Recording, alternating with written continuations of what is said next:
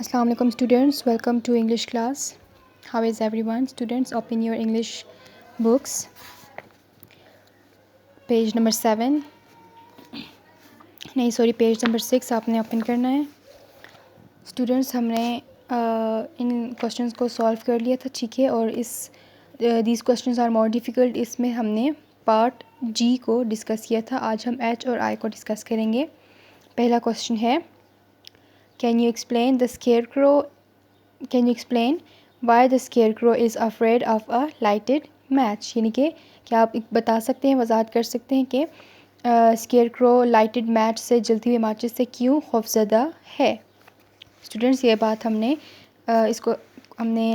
उसमें भी डिस्कस किया था, अपने रीडिंग के वक्त भी हमने इसको डिस्कस किया था. आज हम इसका आंसर देखते हैं. The scarecrow is afraid of a lighted match because he is made of straw. जैसे कि हमें पता है कि scarecrow straw से मिलकर बना है, तीलियों से मिलकर बना है, ड्राई ग्रास से बना है, ठीक है. And straw burns easily, और तीलियाँ जो होती हैं वो आसानी के साथ जलती हैं. A lighted match could kill him. एक जलती हुई माचिस, लाइटेड मैच, एक जलती हुई माचिस उसे बहुत ही आसानी से जला सकती है, ख़त्म कर सकती है. The next question is, the scarecrow says that he does not have a brain. Scarecrow ने कहा था कि उसके पास दिमाग नहीं है. तो is it possible to walk and talk without a brain? तो क्या एक दिमाग के बग़ैर, ब्रेन के बग़ैर चलना और बात करना पॉसिबल है? स्टूडेंट्स, ये जो क्वेश्चन है इसमें यहाँ से यहाँ तक जो है ये एक स्टेटमेंट है, ठीक है. ये एक सेंटेंस है, सिंपल सेंटेंस है, तो इसलिए यहाँ पर एंड में क्वेश्चन मार्क नहीं लगाया गया है. जब सिंपल सेंटेंस होंगे, याद रखिए, उसके एंड में हमने सिर्फ और सिर्फ फुल स्टॉप लगाना है.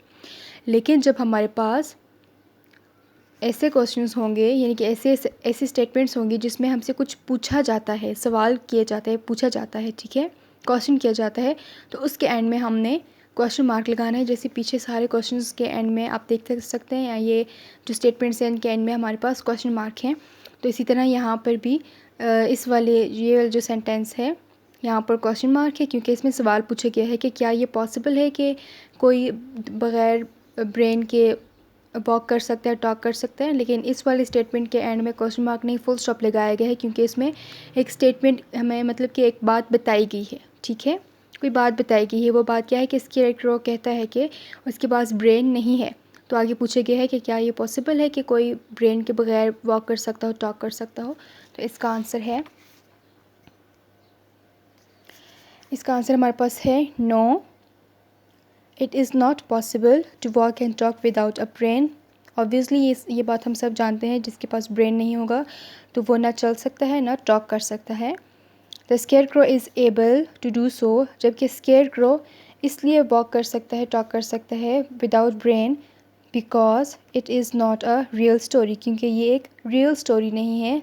स्टूडेंट्स, इस स्टोरी को, इस यूनिट को स्टार्ट करने में जब इंट्रोडक्टरी हमारा था, रीडिंग हमने की थी, उसमें मैंने बताया था कि ये एक फ़िक्शनल स्टोरी है, ठीक है, यानी कि एक ख़याली, इमेजिनरी स्टोरी है, ये रियल स्टोरी नहीं है.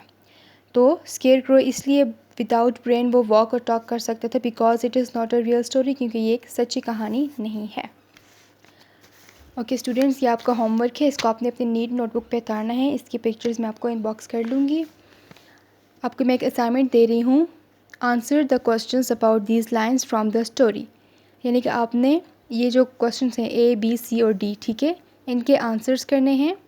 I understand how you feel and said the little girl who was truly sorry for him. अब ये जो स्टेटमेंट है ये आपकी लेसन के अंदर से उठाया गया, ठीक है. अब ये बात किसने की है? Who is the little girl said the little girl. अब कौन सी छोटी लड़की है जिसने ये बात की थी? आपने इसका आंसर करना है. To whom was the girl saying this. अब ये बात लड़की ने, नन्ही लड़की ने, छोटी लड़की ने किसको की? ठीक है, आपने इसका आंसर करना है. Why does she feel sorry for him. इसमें यह भी बताया गया है कि who was truly sorry for him, यानी कि वो नन्ही लड़की, लिटिल गर्ल, उसके लिए क्यों सॉरी थी, क्यों अफसरदा थी.